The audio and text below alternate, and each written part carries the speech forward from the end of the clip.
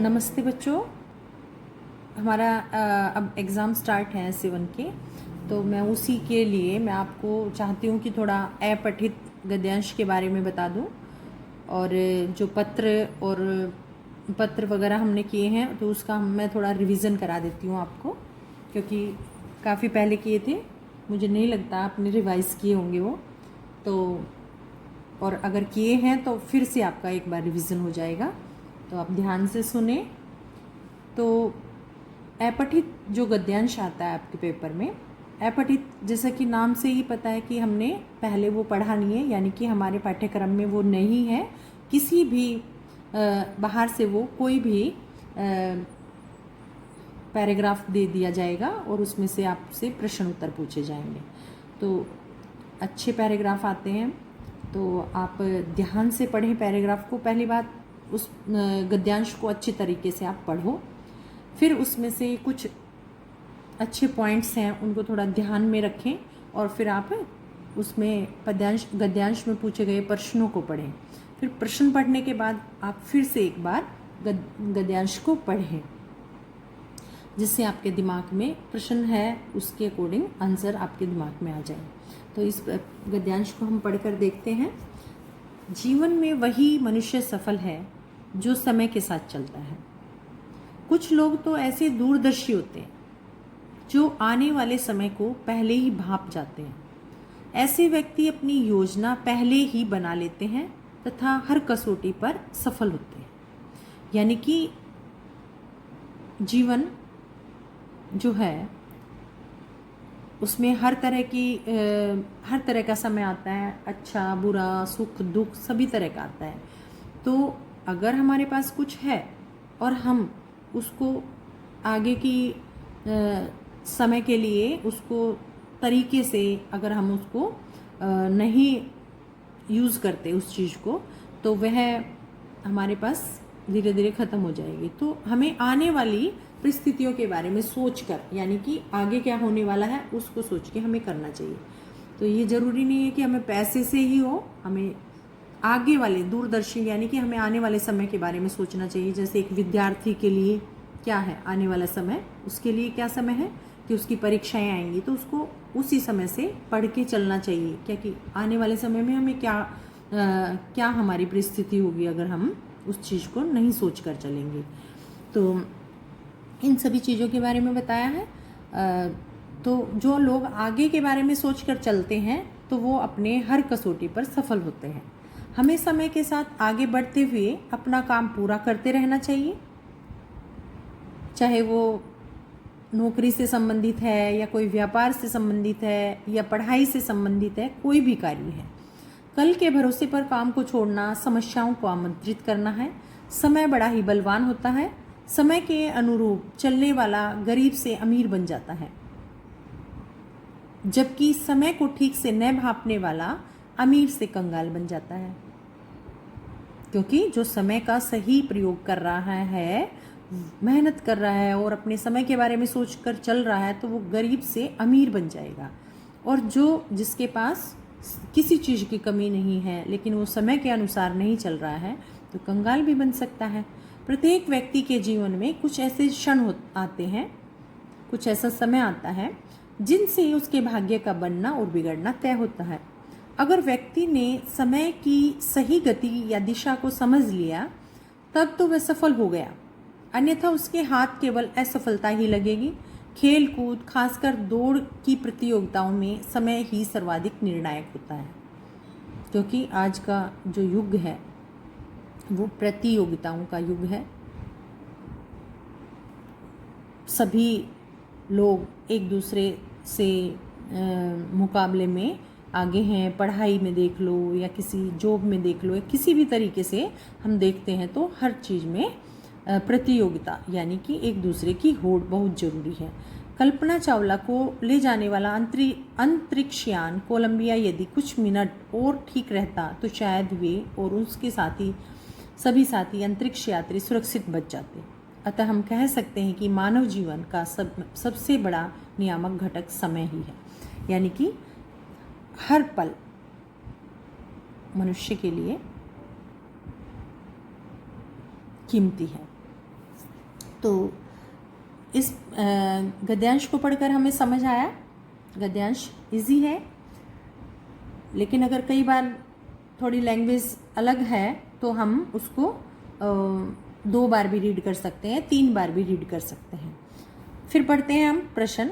दूरदर्शी व्यक्ति सफल क्यों होते हैं? दूरदर्शी यानी कि आगे के समय को सोचकर चलने वाले व्यक्ति सफल क्यों होते हैं?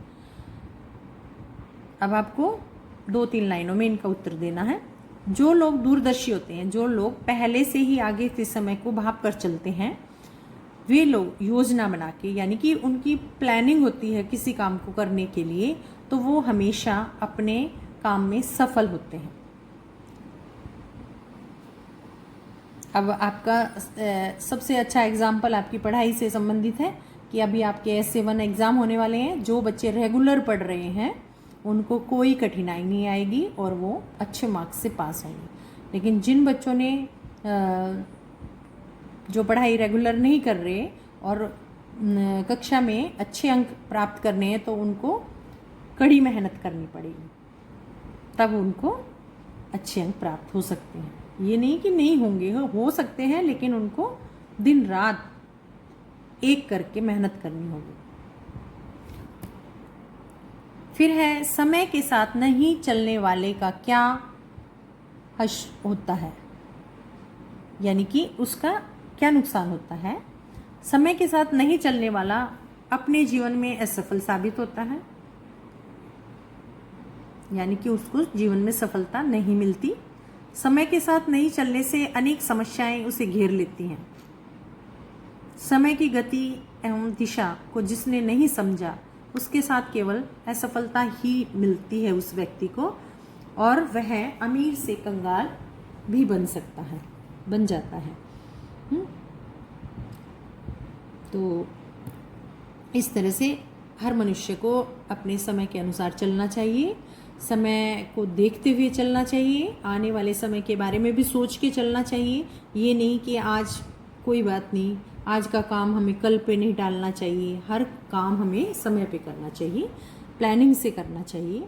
मानव जीवन का सबसे बड़ा नियामक घटक क्या है और कैसे, यानी कि सबसे जरूरी जो चीज़ है मनुष्य की जीवन में वो क्या है। मानव जीवन का सबसे बड़ा नियामक घटक समय होता है। मनुष्य सबसे जरूरी पहलू है वो समय है, क्योंकि समय ही सर्वाधिक निर्णायक होता है। जीवन की किसी भी दौड़ में समय रहते जो आगे निकल गया वह सफल हो जाता है। थोड़े से पीछे रहने से उसे अनेक परिणाम, उसके जो परिणाम है वो बदल जाते हैं और परिस्थितियां भी परिणाम के अनुसार बदल जाती हैं। उपयुक्त गद्यांश का सर्वाधिक उपयुक्त शीर्षक क्या हो सकता है? अब शीर्षक सभी बच्चों के अलग अलग हो सकते हैं। कोई बच्चा कोई शीर्षक बना सकता है, कोई, लेकिन जो सबसे सूटेबल शीर्षक होगा उसी के अंक मिलेंगे। अगर अच्छा शीर्षक है तो उसको फुल मार्क मिलेगा, थोड़ा लगभग है उसके आसपास है तो उसको हाफ मार्क मिल जाएगा। लेकिन अगर कोई बच्चा आंख बंद करके कुछ भी लाइन उठा के लिख देता है तो उसे कोई अंक नहीं दिया जाएगा। तो इसमें हमें पता चल रहा है कि समय के बारे में बताया गया है, तो हम लिख सकते हैं समय सबसे बलवान है, या समय का महत्व। इस तरह से हम कोई भी शीर्षक लिख सकते हैं जो अच्छा है, सर्वाधिक उपयुक्त है शीर्षक गद्यांश के अकॉर्डिंग है। फिर है, अंतरिक्षयान कोलंबिया में भारतीय मूल की महिला अंतरिक्षयान यात्री कौन थी? अंतरिक्षयान कोलंबिया में भारतीय मूल की महिला अंतरिक्ष यात्री कल्पना चावला थी। आपके गद्यांश में दिया गया है ये। तो इस टाइप से आपको प्रश्नों के उत्तर लिखने हैं। प्रश्न के उत्तर ना ही ज़्यादा बड़े हों और ना ही ज़्यादा छोटे हों, इस टाइप से आपके प्रश्नों के उत्तर होने चाहिए।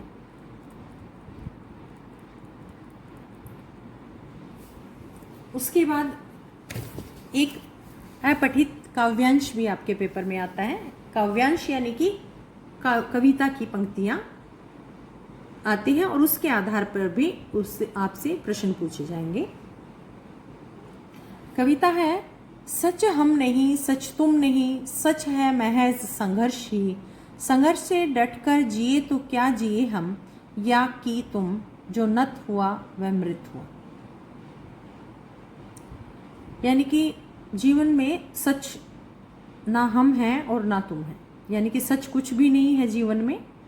जीवन तो एक संघर्ष है, और उस संघर्ष से अगर हम हटकर या उससे छुपकर या डर कर अगर जिए तो वो क्या जीवन है।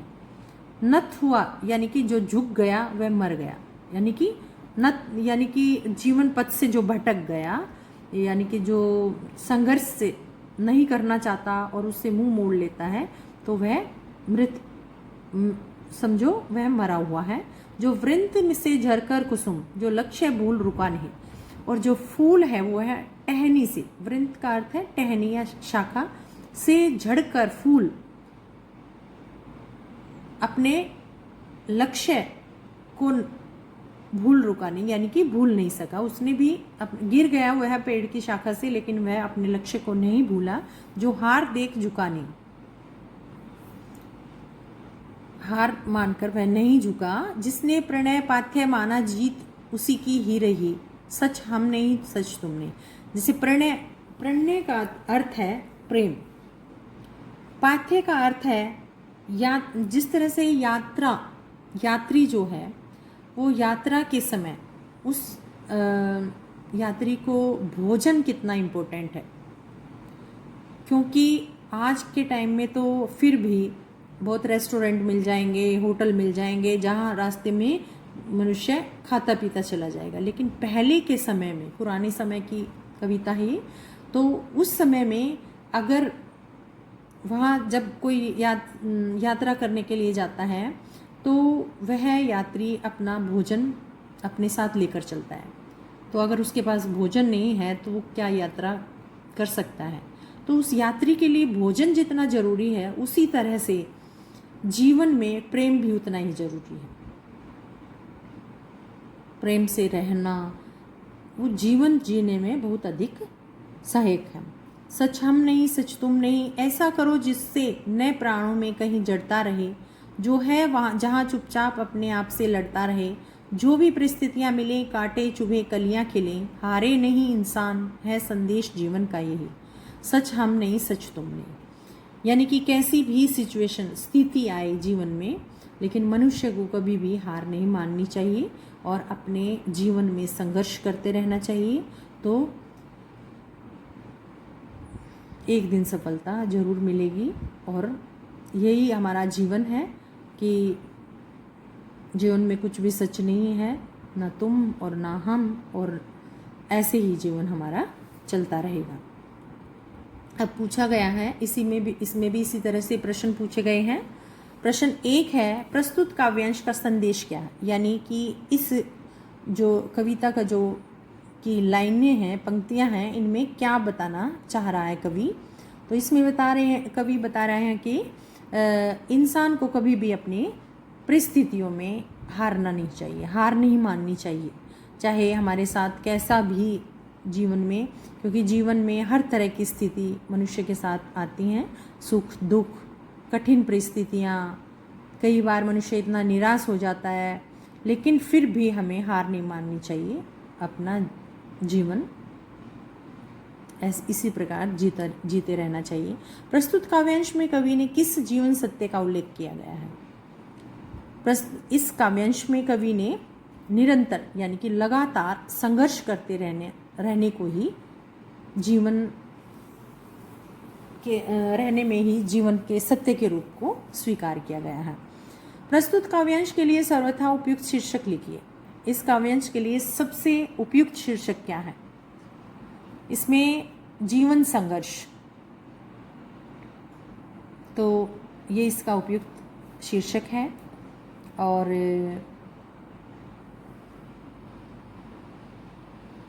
इसके अलावा और शीर्षक हो सकते हैं, जिस प्रकार से जीवन में मनुष्य का लक्ष्य, इस तरह से हम और भी शीर्षक लिख सकते हैं। जो नत हुआ वह मृत हुआ, जो वृंत से झरकर कुसुम, पंक्ति से कवि का क्या आशय। इन पंक्तियों का भाव है कि जिस प्रकार से टहनी से गिरकर, डाली से गिरकर फूल नष्ट हो जाता है,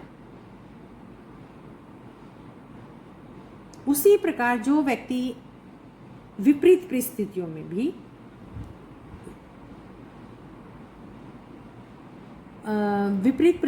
में भी अपने घुटने टेक देता है, विपरीत परिस्थितियों में, यानी कि जो हमारी अच्छी स्थिति है उसके अलावा कई बार हमें संकट दुख आ जाता है, तो उसमें घुटने टेक देता है, हार मान लेता है, तो वो मृतक के समान हो जाता है, क्योंकि उसकी ज़िंदगी में जूझने की क्षमता नहीं है, अपनी ज़िंदगी में कठिनाइयों से लड़ने की क्षमता नहीं है, तो उसका जीवन मानो समाप्त हो चुका है। कवि के अनुसार जीवन की जड़ता मिटाने के लिए व्यक्ति को क्या करना चाहिए? कवि के अनुसार जीवन की जड़ता मिटाने के लिए व्यक्ति को अपनी परिस्थितियों के साथ ईमानदारी से संघर्ष करते रहना चाहिए। हमें अपने जीवन में सच्चाई, ईमानदारी, मेहनत, ये कुछ नहीं छोड़ना चाहिए और अपने जीवन में लगातार संघर्ष करना चाहिए। तो चाहे हमें उस संघर्ष के दौरान सुख मिले या दुख मिले, उसकी हमें परवाह नहीं करनी चाहिए और लगातार हमें उन कठिन परिस्थितियों का सामना करते हुए आगे बढ़ना चाहिए। अपने जीवन में ये सभी काम करने से हमें अपने जीवन में कभी भी रुकावट नहीं आएगी और हम एक दिन जरूर अपने लक्ष्य पर पहुंचेंगे।